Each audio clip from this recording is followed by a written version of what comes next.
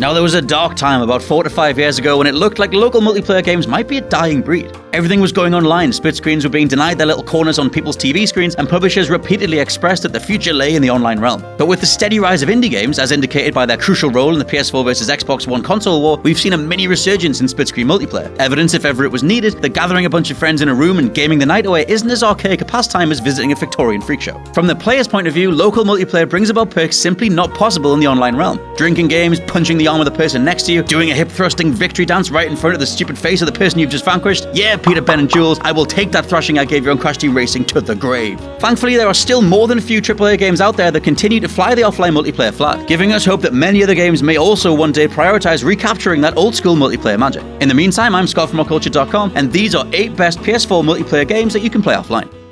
Number 8, Borderlands: The Handsome Collection.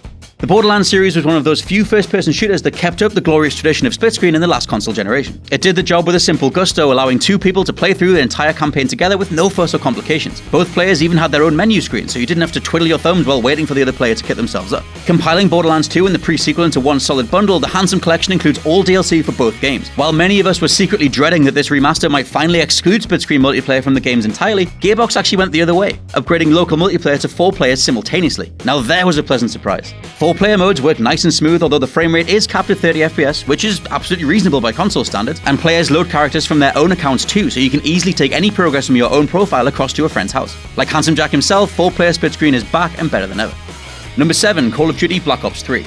Of all the things Infinite Warfare tends to get demonized for, one of the most face-slapping was the removal of 4-player split screen. Sadly, even Halo 5 ditched this feature from its latest outing, and the jury's out on official word from Activision as to whether Call of Duty World War II will see it return as well. Thankfully, you need only go back one more installment to Black Ops 3, as this Call of Duty saw Treyarch stick to their guns and include full 4-player split screen for all multiplayer modes, including zombies, as well as 2-player support for the entire main campaign. In addition, you can fill up the competitive multiplayer modes with bots, allowing for plenty of fun scenarios where each player gets to lead their own bot team into battle. Much though we love to mock and jeer Call of Duty for its annual regurgitation of the same old formula, there are few things as enjoyably frenetic as a good old local first-person shooter session. Number 6, Rocket League.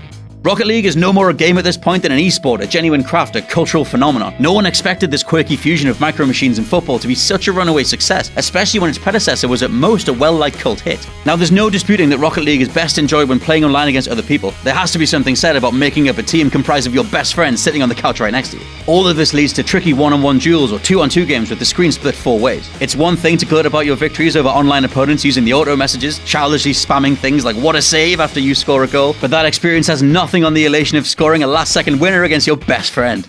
Number 5, Towerfall Ascension. 4 people, a quiver of arrows, and simple single-screen arenas that mischievously wrap around all sides of the screen. That's the essence of this highly competitive game in which you and your friends try to vanquish each other using bows and arrows and veritable assortments of power-ups. It's the little nuances in the gameplay mechanics that really make Towerfall special. You have limited number of arrows but can pick them out of the ground, as well as sealing other players that might have missed. There's also a dodge that you can use to move out of the way of arrows or even pluck them out of the air itself. Arrows also home in ever so slightly on your targets, opening up the opportunity for super long-range skill shots. Anyone can pick up and learn Towerfall within minutes, ensuring whether you're a newcomer or veteran, games manage to feel relatively balanced. The element of unpredictability from the wraparound screen and possibility of death by having someone jump on your head makes for some comical and super stylish moments, all of which can be relived through replays at the end of each round. Perfect. Number 4, Child of Light. Using the same engine as the much-loved Rayman Legends, Child of Light is a little bit more ambitious and experimental than the adventures of the Limbless one. It's a visually stunning 2D platformer with a dreamlike hand-drawn style, and a focus on puzzle-solving and exploration in the vein of Metroid, rather than just left-to-right traversal. Interestingly, the whole game can be played through cooperatively, with one player controlling the Princess Aurora, while the other is a little blue orb called Igniculus, who can light the way for Aurora, help her solve puzzles, and even get his little blue hot head stuck into battle. It's a way more laid-back experience than most of the games on this list, and the perfect dessert after hours of filling up on the meat of Borderlands, or as a way of helping patch up relations with your friends after a good old thrashing on Rocket League. Number 3, Little Big Planet 3. The ultimate game to just kick back and have a nice time with, Little Big Planet 3 is sweetness personified. Even if you're playing on an inscrutable user-created level that's virtually impossible to complete, it's still nigh on impossible to get frustrated at Sackboy and his knitted friends. While there is a so-so single-player campaign that you can get through with some buddies and a host of unique characters all with their own abilities, the real fun lies in exploring the universe of creations made by the LBP community. The level creator allows for multiple genres of games, so the variety on offer is huge, though the real bread and butter is in the 2D platforming. You can specifically search for multiplayer-focused games too, then sort those by rating so you get the best ones out of the bunch. The physics-based gameplay gameplay makes for plenty of weird and unpredictable moments, and even if you're playing a co-op level, the option to give your fellow player a smack around the chops, in the game, not real life, to send them hurtling into a spike pit is most welcome. You can spend hours exploring LBP's vast world of creations, typing in pretty much anything you can think of, whether it's another game, a movie, or a Lovecraft novel, and hopefully finding a level that someone created just for you. Number 2, Lara Croft and the Temple of Osiris. With nearly all the talking points surrounding Lara Croft being focused on her reboot, the pretty overlooked Rise of the Tomb Raider, and that god-awful neck-stretching movie adaptation, it's easy to overlook this awesome little spin-off. A sequel to Lara Croft and the Guardian of Light, Temple of Osiris ups the maximum player count from 2 to 4, blending cooperative puzzle solving with Gauntlet or Diablo-style dungeon crawling combat. You traverse moody tombs filled with the angry spirits of ancient Egyptian gods, must fight hordes of otherworldly baddies using guns, dodges, and staffs that fire laser beams. Lara's always had a penchant for the supernatural. I mean, it's not an easy game either, but the puzzles are quite a bit more elaborate than those in the main series. Enemies are adept at swarming you and your friends, and there are plenty of tricky run away before the ground crumbles beneath your feet style sequences. As a co-op game with just as many brains as brawn, Temple of Osiris is like the thinking man's dungeon crawler. Speaking of which, number 1, Diablo 3, Reaper of Souls.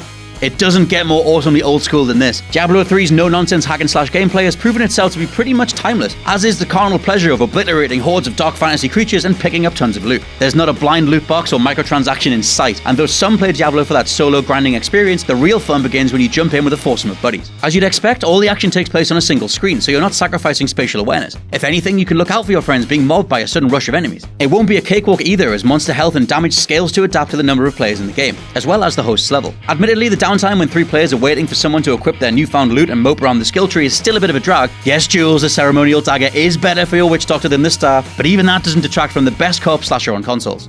And that's our list. Don't forget to like, share, and subscribe, and let me know in the comments which other split screen experiences have royally ruined your friendships or cemented you guys as battle-hardy brethren for the rest of time. I'm Scott from OutCulture.com, and I'll catch you soon.